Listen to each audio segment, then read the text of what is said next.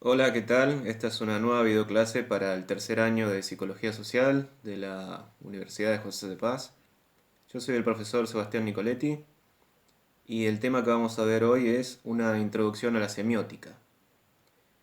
La idea es que ustedes puedan visualizar, darse cuenta la importancia que tiene la semiótica dentro de nuestro ámbito de trabajo, que es la psicología social. Para hacerlo, como es una introducción, necesariamente vamos a tener que dar los primeros pasos para explicar de qué se trata, qué es, a qué hace alusión, cuál es su objeto de estudio, etcétera, etcétera. En esta clase entonces nosotros vamos a tener como guías a dos autores principalmente. Uno es Ferdinand de Saussure y el otro es Charles Sanders Peirce. Son los dos autores centrales que vamos a tomar como parámetro para ver sus conceptos y su idea de dos ramas o dos disciplinas científicas que ellos, digamos, desarrollaron en forma separada y sin ninguna intervención entre uno u otro. Aunque fueron personajes contemporáneos, pero no hubo incidencia entre uno y otro. Para empezar, lo que vamos a decir es lo siguiente, eh, porque al hablar de semiótica necesitamos necesariamente, aunque sea para entender de qué estamos hablando, hacer una mínima introducción etimológica del término. La palabra semiótica proviene del griego, de un término que es semiotique. Semiotique, propiamente dicho, al traducirlo sería algo significativo.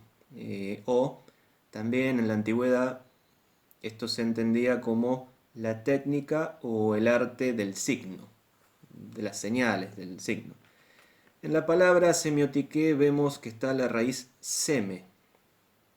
Esto es natural porque semeion, la palabra griega semeion, significa signo.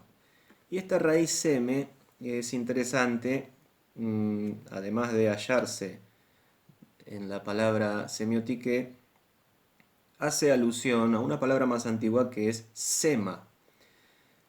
Sema, que está justamente en la misma raíz de seme, de semeion, por lo tanto, es traducible como señal, como portento, como consigna.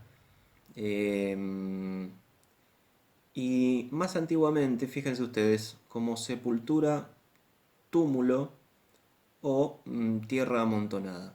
Esto nos da la idea de que hace alusión a un signo, porque si nosotros, por ejemplo, vemos eh, en un territorio plano, digamos, en una planicie, en una llanura, vemos un túmulo, una acumulación de tierra, inmediatamente nos da la idea de que hay una diferencia en el terreno. Entonces eso para nosotros actúa como un signo.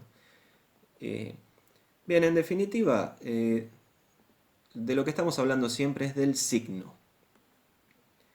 Es de aquí de donde se toma la palabra. Semeion forma la palabra semiótique y esto es lo que está en el trasfondo del término moderno semiótica.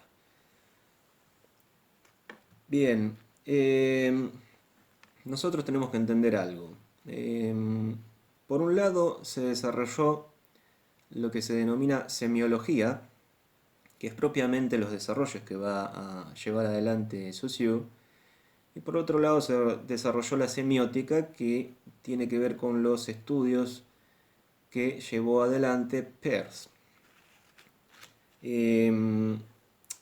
Ambas, tanto la semiología como la semiótica, están íntimamente relacionadas, a tal punto que a veces incluso en nuestro lenguaje habitual, hasta incluso las confundimos y las podemos usar como si fueran sinónimos, aunque hay diferencias entre ellas. ¿Sí? La semiología va a ser, el estudio sistemático de los signos, pero como un sistema más dentro de varios sistemas.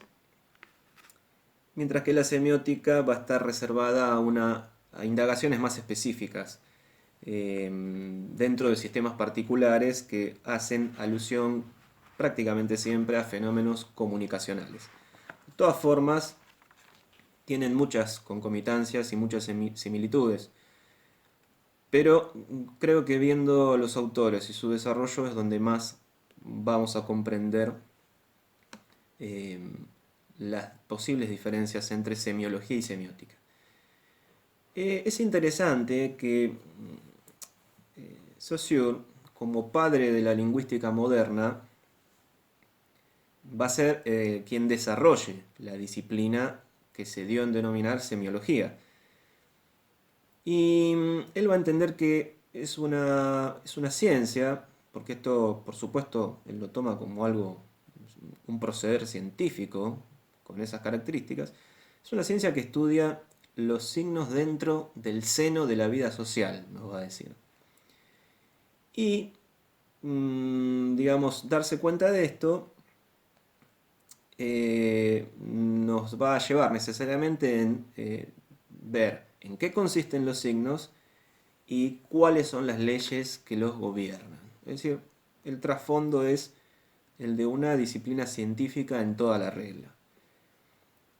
Mientras que Peirce, por otro lado, ahora lo vamos a desarrollar un poco más, pero estos son algunos prolegómenos, digamos, para entender un poco a estos autores. Peirce, desde otro punto de vista, desde otra visión de mundo, él va a relacionar más a la semiótica, lo que él denomina semiótica, eh, en el marco de una teoría del conocimiento, de carácter más filosófico. ¿Qué van a tener en común? Por supuesto, su objeto de estudio, el signo. Tanto semiología como semiótica tienen como objeto común el signo. Entonces, ambas coinciden en su carácter científico, porque las dos se desarrollan como disciplinas científicas, y ambas van a tratar de, dentro del universo de los diversos sistemas de comunicación. Dentro, por supuesto, de las sociedades humanas, porque vamos a ver que eh, hay signo cuando es posible que alguien más lo interprete. Por lo tanto, esto nos pone en evidencia que si no hubiese quien los interprete, esos signos no podríamos estar hablando de ellos. Por lo tanto, esta es una ciencia eh, propiamente de las sociedades humanas, es decir, es un proceder científico propio del ser humano. Miren, algo que puede ser interesante es lo siguiente. Cuando Saussure empieza a definir eh, de qué va a tratar este intento, esta construcción dentro de una disciplina científica ligada a la lingüística, acerca de qué va a tratar, lo define en esto que yo les quiero leer porque es bastante explícito. Él va a decir lo siguiente, por ejemplo, estamos hablando de Ferdinand de Saussure. ¿Sí? La lengua es un sistema de signos que expresan ideas y por esa razón es comparable con la escritura, el alfabeto de los sordomudos, los ritos simbólicos, las formas de cortesía, las señales militares, etc. Simplemente es el más importante de dichos sistemas. Así pues, podemos concebir una ciencia que estudie los signos en el marco de la vida social. Podría formar parte de la psicología social y, por consiguiente, de la psicología general. Nosotros vamos a llamarla semiología. Es decir, que ya desde su base entiende Saussure que esta disciplina es tan importante que debería estudiarse a nivel psicológico. Y es más, dentro de la psicología general, debería ser una herramienta más dentro del espectro de conocimientos del psicólogo social. Esto es muy interesante, sobre todo para nosotros. Por otro lado, Peirce va a decir lo siguiente acerca de sus propias indagaciones. Va a decirlo esto que les voy a leer. Que yo sepa, soy un pionero, o mejor, un explorador, en la actividad de aclarar e iniciar lo que llamo la semiótica. Es decir, la doctrina de la naturaleza esencial y de las variedades fundamentales de cualquier clase posible de semiosis. Nosotros vamos a tener que dejar el desarrollo de la semiosis eh, para más adelante, porque eso va a constituir una segunda clase de semiótica que tratará ese tema. Pero bueno, antes de introducirnos más en profundidad con estos dos autores, y ya que el objeto de estudio en común que comparten tanto la semiología como la semiótica es el signo, vamos a decir algo acerca de los signos. ¿Qué es el signo, no? Bueno, eh, conceptualmente el signo es cualquier hecho significativo de toda sociedad humana.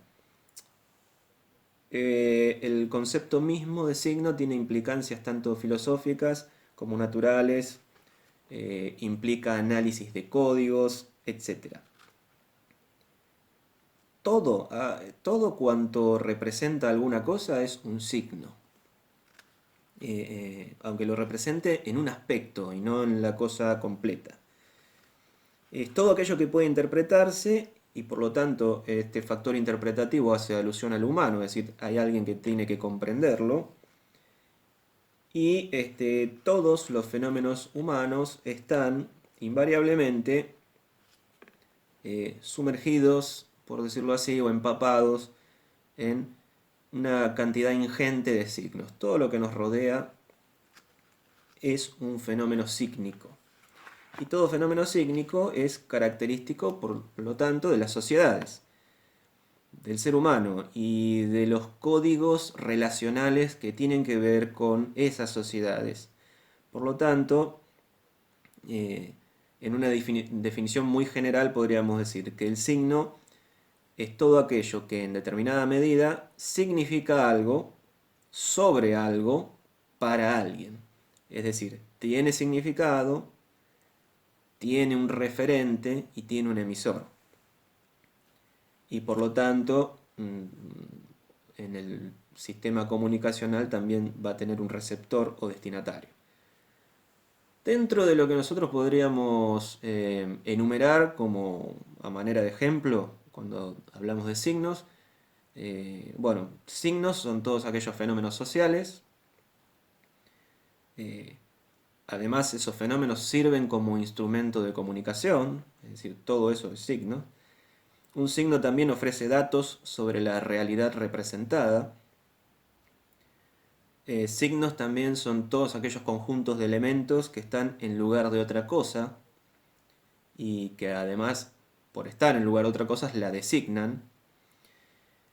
Son todos aquellos datos o imágenes que están en la mente del sujeto, y este sujeto al pensarlas o al recordarlas está invariablemente también dentro del ámbito de los signos, es decir, el signo está tanto afuera como adentro, porque el signo también está en nuestro pensamiento y en nuestro recuerdo.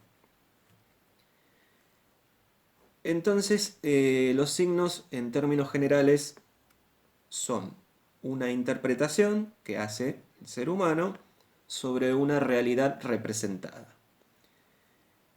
En este sentido, como estamos hablando de una interpretación, también el signo es pasible de una hermenéutica, es decir, de un análisis de lo que ese signo quiere decir o significa según su entorno, su contexto o su ámbito de coyuntura. Entonces, la interpretación le va a dar sentido al signo y este sentido va a tener una connotación con la realidad conocida, es decir, le vamos a dar sentido a los signos según nuestra realidad, según nuestros conocimientos. Es una forma de leer e interpretar el mundo a través de sus signos. Todo, en gran medida todo configura signos. Eh, También, además, digamos de que en la naturaleza misma nosotros vamos a encontrar signos, ¿sí? Porque, por ejemplo, va a haber signos que son naturales, ¿sí? Que están allí y que nosotros somos meros observadores, pero que impactan en nosotros. Porque somos los seres humanos, las comunidades humanas, las sociedades, los intérpretes de esos signos. Pero también hay signos que son construidos. Estos signos que son construidos son muy habituales y nosotros los conocemos y convivimos con ellos constantemente, todo el tiempo. Se pueden dar en cualquier lugar, en cualquier momento y podemos, por ejemplo, para dar ejemplos podemos hablar. Una fotografía, por ejemplo, es un signo en muchos sentidos. Las señales viales también son signos. Pero estos son todos signos construidos, porque son todos signos por convención. Los gestos que nosotros incorporamos socialmente en nuestra habla cotidiana también son signos. Y cuando esos gestos corporales eh, toman una connotación específica para momentos especiales, entonces estamos hablando de una construcción, es decir, eh, dentro de una sociedad determinada, por ejemplo, saludar con la mano, ¿sí? Si yo hago esto, miro a una persona y le hago esto, sin decir ninguna palabra, le estoy dando un saludo. Pero claro, es una convención social, porque no tendría por qué el saludo estar determinado por ese gesto, pero sin embargo, socialmente tiene sentido y le adjudicamos en las sociedades eh, una correspondencia. O sea, ese movimiento, ese gesto con la mano es un saludo, por ejemplo. Esto es para dar un ejemplo. Hay muchos otros más. ¿Sí? Bueno, las señales viales ya de por sí, ustedes comprenden, son signos convencionales que han sido creados y que estamos de acuerdo en respetar como sociedad y que debemos conocerlos. Y son signos, pero son signos construidos. Hay siempre dentro del signo un aspecto que es relacional, es decir, esto proviene de una expresión latina muy antigua que es aliquid stat pro aliquo, es decir, hay algo que nos está interpelando que está en lugar de otra cosa. Ese es el aspecto relacional del signo, el estar en lugar de otra cosa y que a nosotros eso nos dé la posibilidad de interpretarlo. Esto es como por ejemplo decir que A está en lugar de B y lo percibe C. Entonces, entre A, B y C hay una relación sígnica. Cualquier cosa puede asumir esta relación sígnica, cualquier cosa. Solo basta con que esté en lugar de otra cosa y signifique algo para alguien. Eso directamente ya lo constituye en un signo. Después vamos a ver que además el signo tiene como estructura, o vamos a ver a, a- a raíz de estos dos autores, en los cuales vamos a profundizar ahora, vamos a ver que el signo tiene una estructura, que tiene, eh, además puede tener una forma o peculiaridades, etcétera, siempre relacionada a ese significado que es captado por la persona que interpreta los signos. Bien, eh, nosotros además tenemos que entender lo siguiente. Si la semiología es el estudio de la lengua como un sistema general dentro de un grupo de otros sistemas, es decir, esto le da un carácter muy general y referido a la lingüística. Por otro lado, la semiótica eh, también tiene la pretensión de ser una ciencia general, pero va a tener áreas de influencia más delimitadas. Esto es lo que nos permite a nosotros, por ejemplo, hablar de áreas de la semiótica o áreas de influencia de la semiótica. Estas áreas de influencia van a ser la pragmática, la semántica y la sintáctica. La pragmática es la que considera la relación de los signos y sus intérpretes, o usuarios, es decir, entre nosotros. La semántica se va a ocupar de las relaciones que hay entre los signos y los objetos denotados por estos mismos signos. Y la sintaxis se va a encargar de estudiar exclusivamente las relaciones que establecen los signos entre sí dentro de un sistema más general de signos. Esto es, por ejemplo, eh, el vocabulario, las propias palabras y el uso sintáctico para configurar oraciones que tengan lógica y puedan ser entendibles, por ejemplo. Bien, empecemos entonces por Ferdinand de Saussure. Saussure fue un filólogo y lingüista suizo, nacido en Ginebra en 1857. Murió relativamente joven, en 1913, aproximadamente a los 56 años. Se lo considera el padre del estructuralismo lingüístico, justamente por sus desarrollos dentro de esta disciplina. Y es la figura prominente, iniciado el siglo XX, que justamente va a, de alguna manera, dejar sentadas las bases de su disciplina, que se dio en llamar semiología. Como él muere joven, en gran medida van a ser sus discípulos los que nos, digamos, nos dejen como legado el fruto de sus cursos en forma de un libro, ¿sí? Este libro, que como les digo es fruto de unos 4 o 5 años en los que él da unos cursos, es un curso de lingüística general. Es su libro principal y que está confeccionado de esta manera, con los papeles de Saussure, con sus notas de clase, sus discípulos más próximos confeccionaron entonces un libro que fue de carácter póstumo. Saussure, sin duda alguna, fue un erudito. Él estudió en la Universidad de Leipzig, en Alemania, y se formó como filólogo y lingüista estudiando lenguas antiguas, por supuesto, y fue un prominente estudioso, por ejemplo, del sánscrito, del gótico, del alto alemán, y era básicamente un especialista en lenguas indoeuropeas, un verdadero erudito. En su época, la lingüística había desarrollado unos estudios que dieron a formar una especie de grupo entre los intelectuales que se dedicaban a esta disciplina, que en aquel momento se denominaban neogramáticos.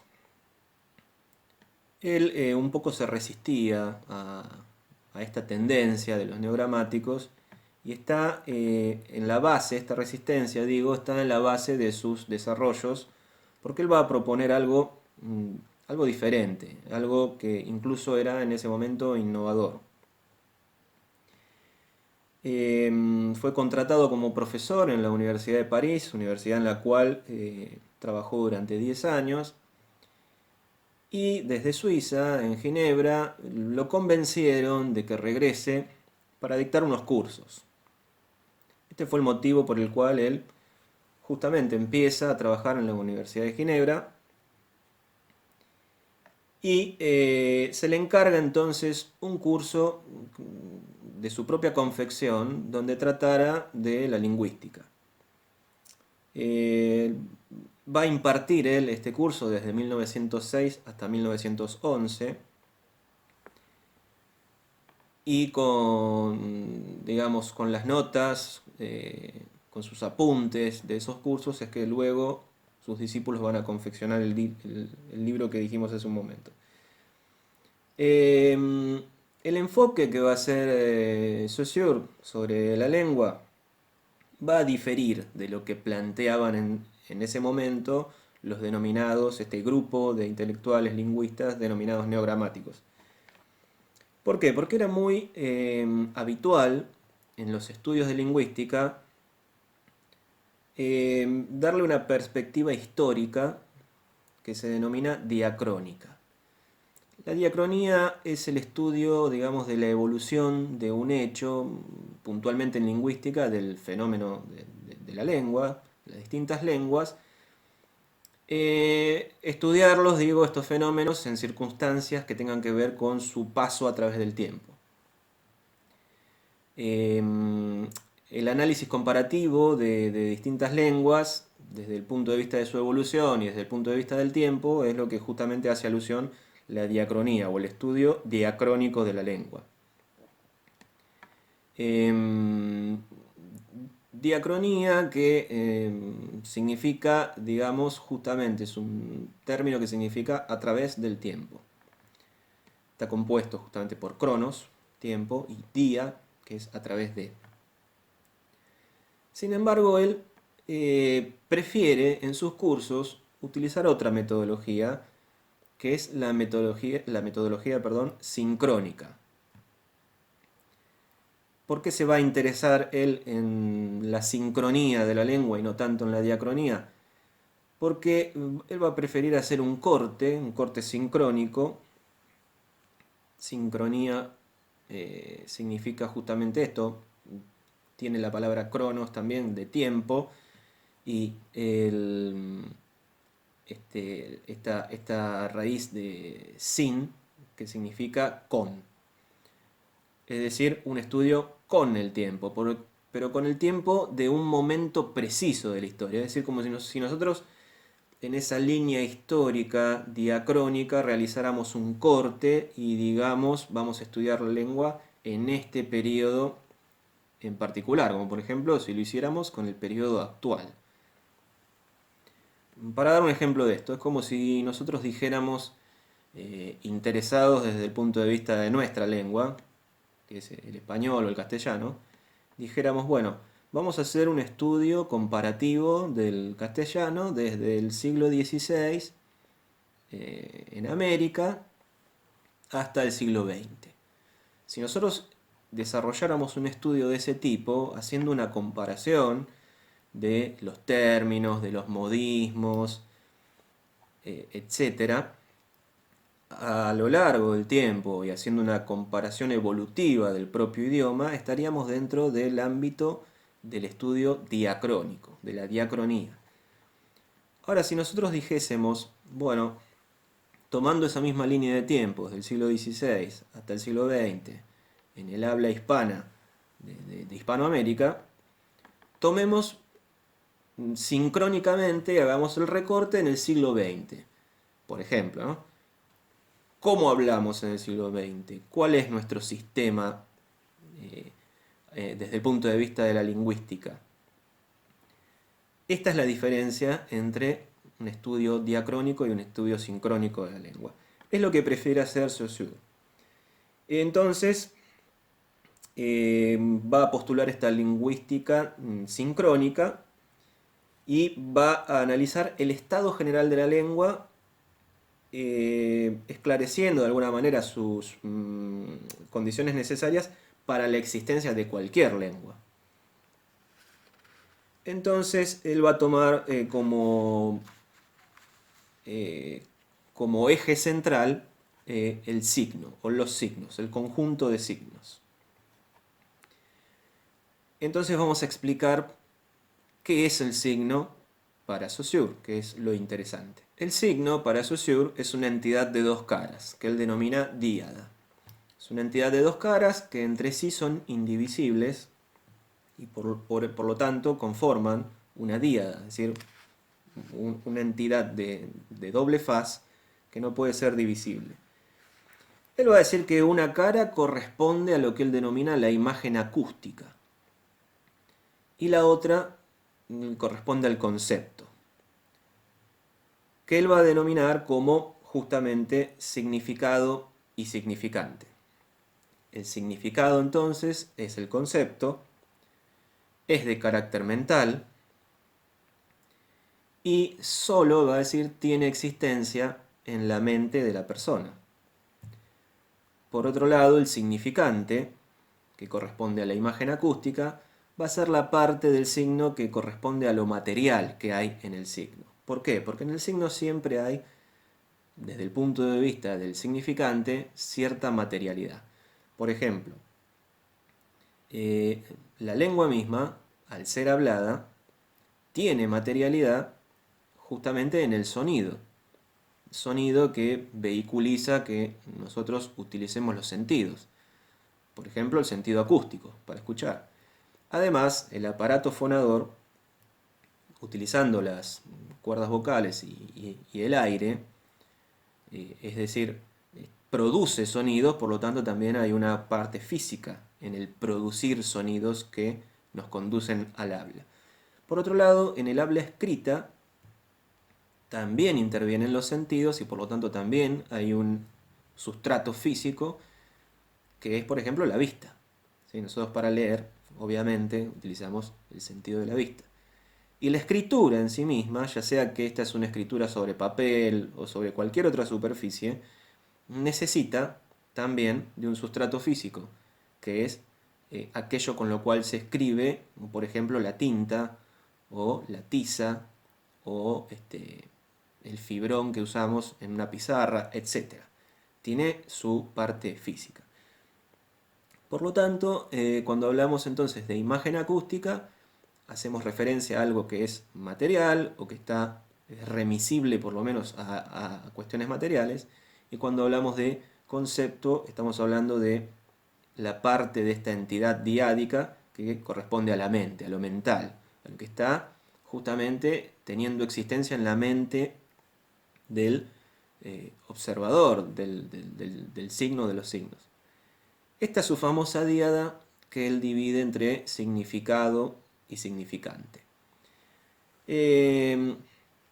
Además, él va a decir que, bueno, los signos, por supuesto, configuran un código entre emisor y receptor, por lo tanto, también ahí detrás está el proceso comunicacional.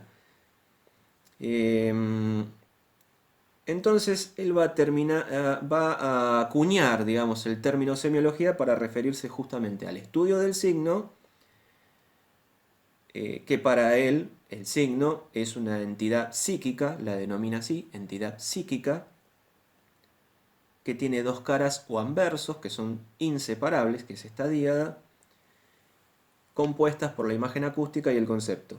Esta condición de que sea una entidad psíquica y además diádica, inseparable, lo que nos remite es a entender que para Saussure el signo como entidad psíquica es consecuencia de que justamente el significado de aquello que está detrás del signo tiene existencia solo en la mente de la persona que lo piensa, que lo refiere o que lo menta, digamos, que lo tiene en su mente. Y los posibles referentes fuera de la mente del sujeto que los piensa, entonces están en las cualidades materiales del signo. Esto, entonces, repito, conforma una díada que es indivisible, inseparable. Él va a dar varios ejemplos. Un ejemplo famoso es el ejemplo del árbol. ¿Sí? En su gráfico famoso. Nosotros vamos a ver ahora algunos gráficos, yo los voy a poner en pantalla.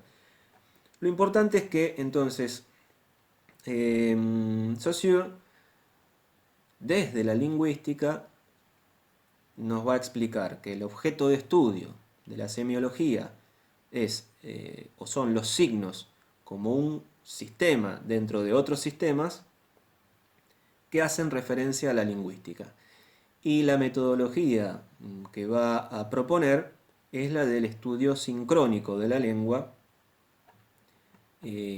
justamente para hacer un corte en un periodo específico, preciso de la historia de esa lengua y cómo trabaja y actúa a nivel social. Él va a decir que la lengua es un conjunto general de signos. El lenguaje es un código para interpretar y utilizar esos signos, pero ninguno de los dos tendría sentido si no hubiese una masa hablante. Es decir, es preciso para que haya lengua y para que haya lenguaje que haya una masa hablante, es decir, un grupo determinado de personas que hablen esa lengua y utilicen ese lenguaje, y esto conformaría entonces un sistema más general, más grande.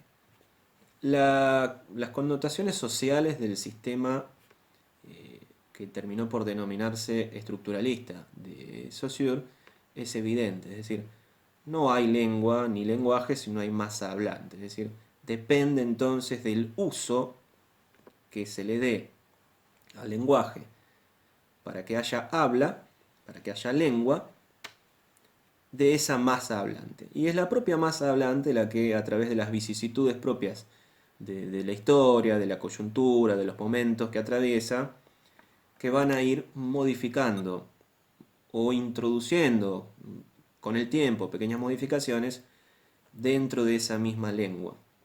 Es decir, los hablantes son justamente los que le van a dar forma a esa lengua. Por lo tanto, él entiende que es un proceso convencional, en el sentido de que es una convención. La lengua es una fabricación que por convención social se le da determinados significados, se van nominando las cosas con determinados nombres y tienen sentido porque nosotros como masa hablante le otorgamos determinados sentidos. Es decir, el aspecto social es muy notorio y eso es lo que a él lo remite a decir, como leímos al principio, de que él entiende que la semiología debería ser estudiada por la psicología social y por la psicología general, porque responde en su carácter de entidad psíquica al pensamiento y por lo tanto sería muy interesante que estas disciplinas dentro de los estudios psicológicos le dedicaran, ¿sí? Por lo menos algún aspecto de su trabajo a temas de semiología. Como ustedes sabrán, entonces, los aportes que ha hecho Saussure han tenido ecos en distintas disciplinas, ¿sí? En la antropología, por ejemplo, de forma evidente, nosotros podemos mencionar, para dar un ejemplo, a Claude Lévi-Strauss, ¿sí? Antropólogo de origen belga, pero de nacionalidad francesa, que fue el padre del estructuralismo antropológico, tomó muchísimo de las teorías lingüísticas de Saussure y las transpoló hacia la antropología. Algo similar dentro del psicoanálisis realizó Jacques Lacan, ¿sí? Que tomó mucho del trabajo en el campo de la lingüística, del estructuralismo de Saussure, y lo utilizó para sus propios desarrollos dentro de su psicoanálisis particular, ¿sí? Esta díada de significado significante entonces va a tener un peso a lo largo de la cultura y de los desarrollos posteriores de muchas otras disciplinas. Por lo tanto, las bases que sienta Saussure dentro de la semiología no quedan circunscriptas simplemente al ámbito de la lingüística, sino que van mucho más allá, son superadores de ese ámbito.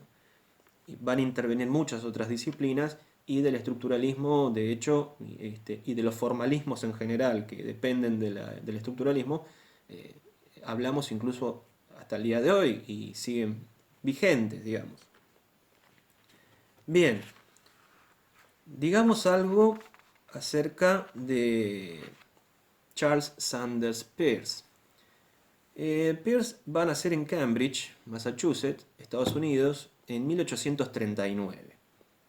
Va a fallecer en 1914. Va a tener una vida, digamos, llena de vicisitudes propias de la biografía de cualquier individuo, pero en el caso de Peirce, digamos que se tornan importantes en el sentido de que fue un hombre muy capaz, muy talentoso, un filósofo, epistemólogo, lógico, matemático, astrónomo, muy versado en física, un hombre que llegó a ser profesor de Harvard, y que además generó una obra muy extensa, pero que no llegó a publicar, sino que mayormente la gran cantidad de sus escritos se publicaron en forma póstuma y que conforman en la actualidad un corpus teórico de 8 tomos, ¿sí? Esos famosos Collected Papers, eh, donde los, digamos, en un momento donde se rescató la obra de Peirce, que fue un hombre olvidado, eh, que no se le prestó atención, digamos, o no se le prestó la atención necesaria en su época. Luego se recogen sus obras y ocupan 8 volúmenes, una persona que escribió muchísimo.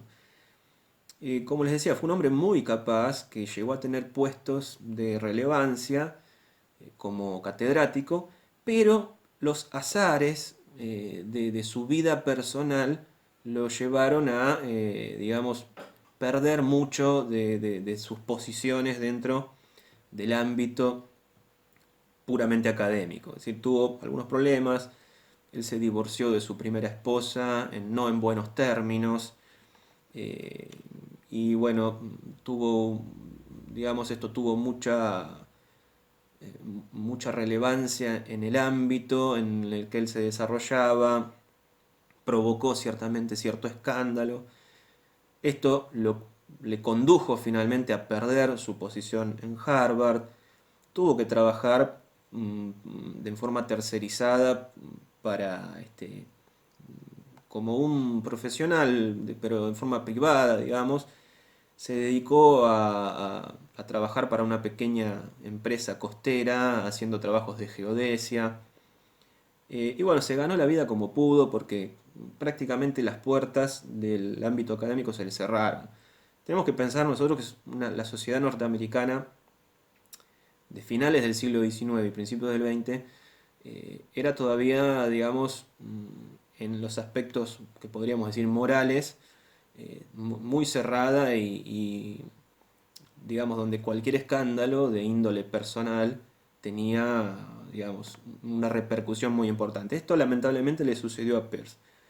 Más allá de que él, como filósofo, como lógico, epistemólogo, matemático, físico, astrónomo, fue una persona realmente brillante.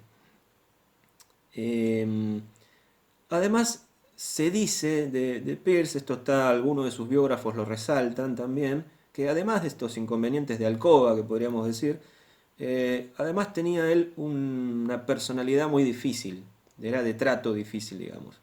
Tenía eventualmente brotes o raptos de violencia verbal y tenía fama de ser una persona colérica, ¿sí? Entonces esto tampoco le ayudó.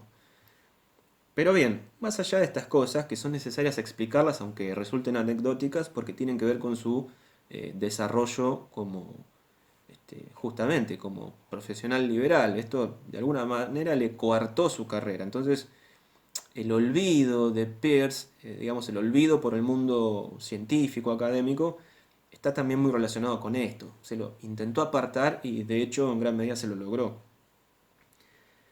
Pero bien, desde el punto de vista filosófico, lógico, matemático, los desarrollos de Peirce van a ir por este lado. Él pretende, a través de una teoría general de los signos, contribuir a, en términos de una perspectiva filosófica, a contribuir a una teoría del conocimiento. Entonces vemos que ya el punto de partida es diferente al de Saussure. Saussure parte desde la lingüística, con pretensiones además lingüísticas para estudiar el habla y el lenguaje en términos de lo que él denominó semiología. Peirce, en cambio, para fundamentar una teoría del conocimiento desde una perspectiva filosófica, va a tomar los signos dentro de un estudio que nosotros podemos denominar, como él lo denominó, semiótica. Él va a decir que la semiótica justamente es la manera en que nosotros podemos obtener a través de los signos una teoría que constituya todo aquello que nosotros podamos decir acerca de la realidad. Es decir, son las bases de la construcción de una teoría del conocimiento partiendo desde los signos. Esto es muy interesante. Va a tomar también la misma palabra de origen griego, semiotiqué, para darle nombre a la disciplina, semiótica. Tengo que aclararles acá en este punto que tanto Saussure como Peirce hay muchísimos antecedentes, ¿sí? Si bien ellos son los padres de cada uno respectivamente de sus disciplinas, tanto la semiología como la semiótica, hay por supuesto antecedentes. No es que antes de Peirce y antes de Saussure esto no existía, no, hay antecedentes. Yo en el teórico les dejo un anexo con antecedentes históricos de los desarrollos dentro de la filosofía, de la lingüística y la teoría del conocimiento dentro de la perspectiva filosófica que tienen que ver con la semiótica y la semiología. De esto ya hablaban Platón, Aristóteles, San Agustín, Guillermo de Ockham, etcétera, etcétera, etcétera.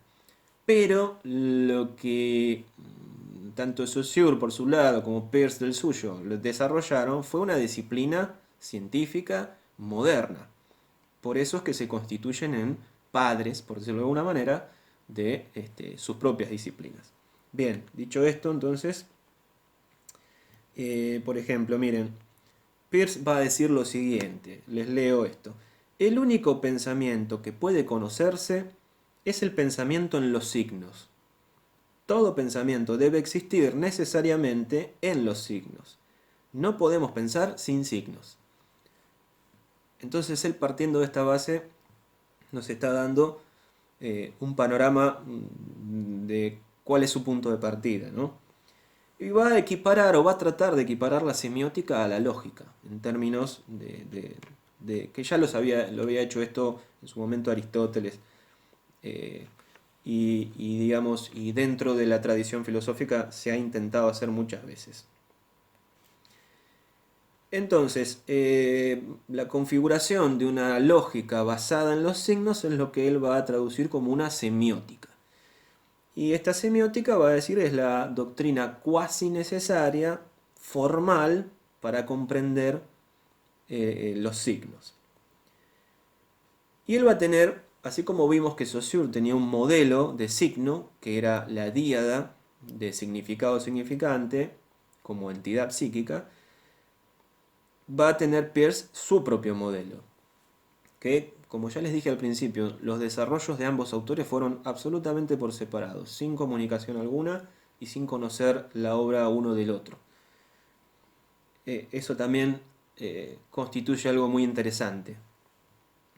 Peirce va a desarrollar su modelo de signo de una manera triádica. Es decir, ya no hay una díada, ya no hay un anverso y reverso de dos caras, sino que hay una tríada. Digamos, hay tres elementos que van a formar lo que denomina Peirce el signo.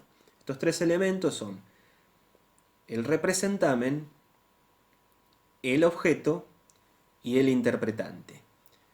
El representamen podríamos decir que es el signo mismo. El signo mismo que está ahí, manifiesto, que se hace presente de alguna manera. El objeto es aquel del cual toma algunos rasgos, algunas cualidades, el representamen para decir algo de él. Es decir, el objeto, en definitiva, como en toda teoría del conocimiento de perspectiva filosófica, está un tanto alejado de nuestro conocimiento. Es decir, no podemos conocer del todo el objeto, sino aquellas cualidades o aquellos rasgos que del objeto nosotros nos representamos mentalmente. Por eso el objeto es como una especie de fuente de donde van a surgir los signos o representamen. Y el interpretante, por otro lado, no es una persona, no hay que tomarlo como una persona, sino que es una capacidad. Es una capacidad mental, obviamente, que tenemos de, en la lectura de esos signos, formarnos mentalmente una representación con sentido. Eh, entonces, por lo tanto, esta tríada, repito, se conforma con representamen, objeto e interpretante. La relación que hay entre estos tres elementos configuran en su totalidad el signo. Es decir, el signo es esas tres cosas a la vez. Aunque él le da un acento particular al representamen como signo en el sentido de que él entiende que el signo es cualquier cosa que está ahí representando otra cosa diferente y que tiene sentido para nosotros. Eso resume lo que es representamen, objeto e interpretante. Es decir, representamen, que sería lo que él denomina signo propiamente, está ahí en lugar de otra cosa, esa otra cosa sería el objeto, y tiene sentido para nosotros porque a través de sus cualidades y rasgos mentalmente podemos formarnos ideas. Que esto es lo que hace el elemento que se denomina interpretante. Bien. Él va a decir, todo encuentro con un signo, es decir, toda vez que manifiestamente nosotros tenemos un signo delante, que esto es prácticamente todo el tiempo, se produce como resultado un signo mental. Eh,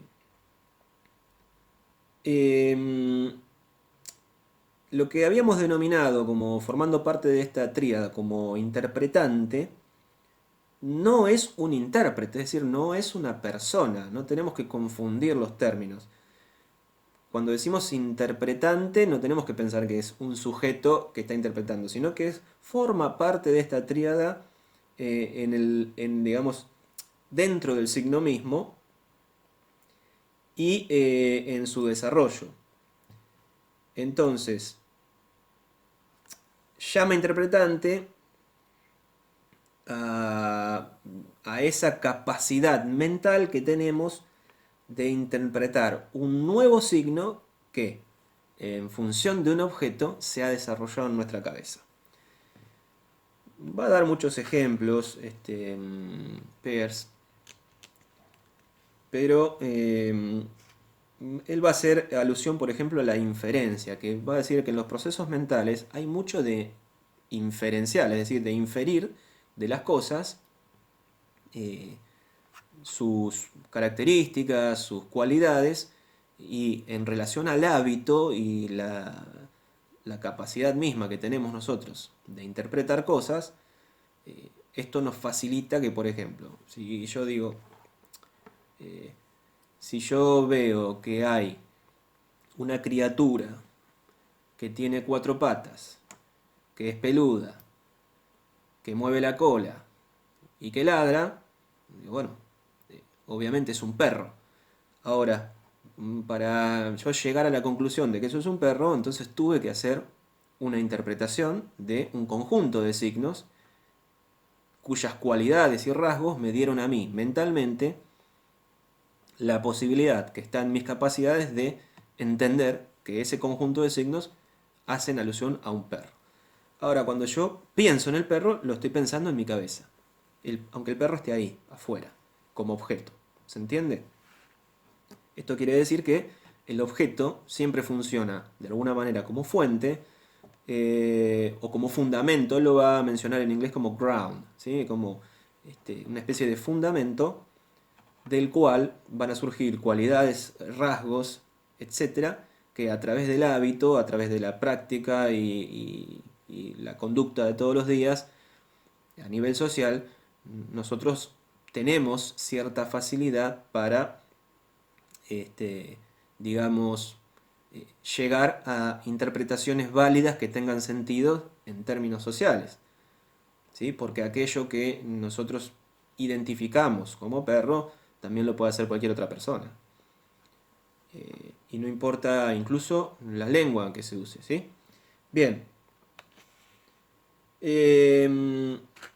Entonces, en la semiótica que pretende desarrollar Peirce, el signo va a ser una manifestación de fenómenos generales.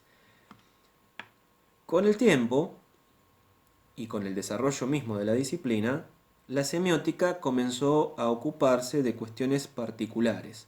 Por ejemplo, nosotros hoy en día, así como habíamos dicho que la semiología trataba de un sistema general dentro de un conjunto de otros sistemas, digamos, cuya finalidad era, cuyo objeto es el signo y cuya finalidad es entender los signos dentro de un sistema general que es la lingüística o la lengua, la semiótica con el tiempo, además de comprender todo esto que es propio de la semiología, también va a tener sus particularidades. Es decir, nosotros hoy en día podemos hablar, por ejemplo, de que hay una semiótica de la radio, podemos hablar de que hay una semiótica del cine, hay una semiótica de los medios de prensa, hay una semiótica de la publicidad, hay una semiótica incluso hasta de la literatura, etcétera, etcétera, etcétera. Es decir, la semiótica va a poder hacer análisis particulares sobre objetos o fenómenos singulares. Eso es una herramienta muy importante que brinda la semiótica, ¿sí? Porque podemos estudiar todas estas cosas por separado en términos semióticos. Bien, el signo, va a decir Peirce, no es un ente aislado, sino que se inserta, va a decir él, dentro de un marco global que él entiende que es filosófico. Porque recuerden que detrás de su concepción está la idea de elaborar una teoría del conocimiento a través de los signos. Entonces él va a decir que el soporte teórico de su semiótica está basado o consiste en una clasificación fenomenológica de toda la realidad en tres categorías. Su pensamiento triádico va a repetirse muchas veces, ¿sí? Él nos va a hablar, por ejemplo, de estos tres términos, que son primeridad, secundidad y terceridad.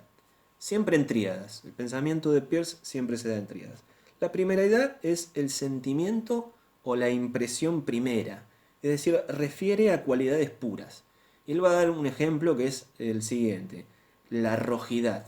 Es decir, la rojidad haciendo alusión a el color rojo, pero el color rojo como primeridad, es decir, como sentimiento o impresión primera, hace alusión al color, pero sobre el soporte de nada. Entonces, si nosotros tenemos que hablar del color rojo, pero sin pensar en una manzana roja o en una virome roja, solamente tenemos que pensar en la cualidad pura, deberíamos hablar de la rojidad, que es la cualidad del color rojo. Tornar en tono rojo aquello que tiene esa cualidad.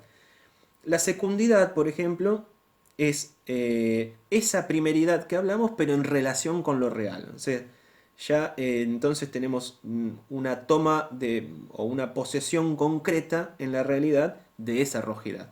Entonces ahí estaríamos hablando del rojo de un objeto concreto. El rojo de esta virome, por ejemplo. Sin la virome, o sea, fuera, apartando el objeto real de nuestra mente, tendríamos que hablar de la rojidad, es decir, la cualidad del rojo como sentido puro. Ahora, concretizado ese sentido en un objeto concreto y real, entonces sí podemos decir lo rojo de esta virome o esta virome roja. Y la terceridad, él va a decir que es por convención, se van estableciendo leyes que conectan fenómenos entre sí. Es decir, cuando uno dice este sobre es rojo o esta lapicera es roja. Digamos, esta conexión que hay entre la primeridad, que es ese sentimiento o impresión primera de una cualidad pura, y entre la secundidad, que es ya esa primera impresión o cualidad pura, pero en relación con un objeto real, la terceridad lo subsume como una ley hecha por convención que nos permite a nosotros conectar ambos fenómenos, la cualidad pura con el objeto concreto. Bien, esto puede resultar un poco complejo porque, les repito, Peirce está pensando en términos de una lógica de la semiótica y, digamos, sus elaboraciones son de una profunda complejidad filosófica. Entonces, no es raro que al escuchar estas cosas uno pueda fácilmente confundirse. Pero en definitiva, digamos, si prestamos atención, no es tan complejo, ¿sí? Otra tríada que propone Peirce para explicar también dentro de esta disciplina que se dedica como objeto de estudio a los signos es la siguiente, la tríada entre ícono, índice y símbolo. Por ejemplo, él va a decir que un ícono es un signo que entabla una relación de semejanza con su objeto. Esto, por ejemplo, lo podemos ver en un ejemplo como una pintura. ¿Sí? Una pintura de un paisaje que está, digamos, haciendo alusión a un paisaje real. Esa reproducción pictórica haría las veces de ícono. También podríamos decir una fotografía, ¿sí? Ustedes, digamos, se sacan una foto, esa foto la utilizan, por ejemplo, en sus redes sociales. Esa foto no son ustedes mismos, ¿sí? Por supuesto, pero sí es un ícono. Es un ícono que los representa a ustedes. Entonces ahí vemos que hay una relación de semejanza con su objeto. Si el objeto son ustedes mismos, entonces la foto es un ícono. El índice, por otro lado, entabla un tipo de relación con el objeto que es de tipo existencial. Esto quiere decir que participan de alguna manera tanto el objeto como el índice, que en este caso es una forma de signo, porque tanto icono, índice y símbolo son formas de signos, participan en la misma experiencia. Esto es como cuando uno, por ejemplo, ve en el horizonte que empiezan a formarse nubes negras. E infiere a través de la visión de esos nubarrones negros que se aproxima una tormenta, es decir, va a llover. Entonces, entre las nubes negras y la lluvia hay una relación de inferencia que hace que participen de la misma experiencia esos dos fenómenos. Eso es lo que sería un índice, es decir, es un tipo de signo que tiene esas características indiciales, obviamente. Es lo mismo que yo les diga que a lo lejos, en el horizonte, vemos una columna de humo. Entonces vemos el humo, pero no vemos la fuente del humo. Pero sin embargo podemos inferir que esa columna de humo sale de un fuego, un incendio o una fogata. Entonces, eso claramente es un ejemplo de índice. Es una inferencia que hacemos de manera indicial, que hace que estos fenómenos sígnicos participen en el mismo hecho. Por otro lado, el símbolo representa, es un tipo de representamen, va a decir él, utilizando su propia teoría, que refiere a otros objetos pero por convención. Estas convenciones pueden estar dadas por hábitos, por leyes. El símbolo siempre es mucho más complejo. El símbolo está cargado de signos, no es un signo simple, sino que es un conjunto de signos que dan esta idea, que refieren a un objeto por convención. Y los ejemplos que podemos dar como símbolo en términos de Peirce son, por ejemplo, la propia escritura. ¿Sí? Yo tomo un papel y veo que está escrito. La propia escritura tiene un carácter simbólico en la propuesta, por lo menos, que hace Peirce. Las señales viales, por ejemplo, serían en términos de Peirce también símbolos. Y además los símbolos específicos que se utilizan en distintas disciplinas.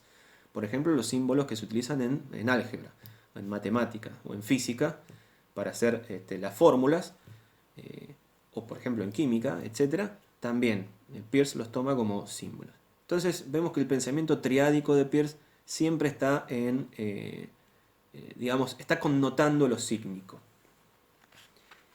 Bien, en términos generales, entonces, vamos a hacer una especie de resumen. Semiología y semiótica, entonces, son palabras que en un principio pueden resultar, según su uso, más o menos informal, es decir, cuando coloquialmente los utilizamos, pueden parecer incluso hasta sinónimos. Tienen muchas características en común y es normal que esto suceda. Pero en rigor, semiología está más vinculada a la lingüística de corte saussuriano, por ejemplo, es decir, propio de Ferdinand de Saussure, y su concepción diádica acerca del signo y su propuesta acerca de la teoría general de los signos, resumida en su fórmula de significado significante. Mientras que la semiótica está más ligada a la filosofía y a la lógica que desarrolla Charles Sanders Peirce y a su concepción triádica de la teoría general de los signos que, como vimos, él denomina representamen, objeto, interpretante. La semiología de Saussure estudiará entonces la lengua como un sistema, no tanto el habla y su significado, sino la lengua en general como sistema. Mientras que la semiótica posteriormente va a desarrollar estudios en relación a la realidad y el pensamiento en términos de una lógica sígnica. Y es por eso que se utiliza mucho la semiótica para los procesos comunicacionales de diversos lenguajes, porque cine, literatura, publicidad, radio, teatro, etcétera, configuran distintos tipos de lenguajes, artísticos, informativos, comunicacionales, como quieran llamarles, pero configuran una suerte de lenguaje. Es decir, uno ve una obra de teatro y la música, el decorado, el movimiento de los cuerpos, la gesticulación, configuran un tipo de lenguaje, están comunicando algo. La forma para estudiar eso que están comunicando, lo que subyace detrás de esas escenas, es la semiótica la que se encarga de hacer esos estudios particulares. Por otro lado, los signos pueden ser tanto naturales o convencionales.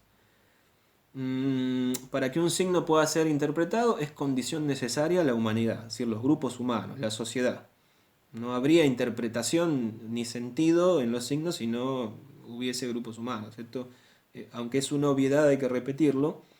Y toda forma de cultura tiene además sus hábitos, leyes, costumbres, convenciones para interpretar y hacer una hermenéutica en relación a los signos. Tanto Saussure como Peirce, como vimos, fueron de cierta manera desestimados en su época. Peirce tal vez un poco más que Saussure, porque Saussure, como ya dijimos, murió joven, aproximadamente a los 56 años. Fueron sus discípulos y su viuda los que de alguna manera rescataron su memoria en forma de, al menos de libro. Esto tuvo connotaciones muy importantes porque Saussure comenzó a ser muy conocido después de su muerte, pero finalmente tuvo mucha injerencia en muchísimas disciplinas y en nuestro mundo cultural del siglo XX y lo que va del siglo XXI. Y Peirce, bueno, sí, digamos, fue más olvidado. El rescate de Peirce fue más,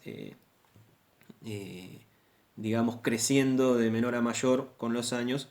Hoy es una personalidad conocida, es el padre de la semiótica, pero en su tiempo fue una persona que fue un incomprendido.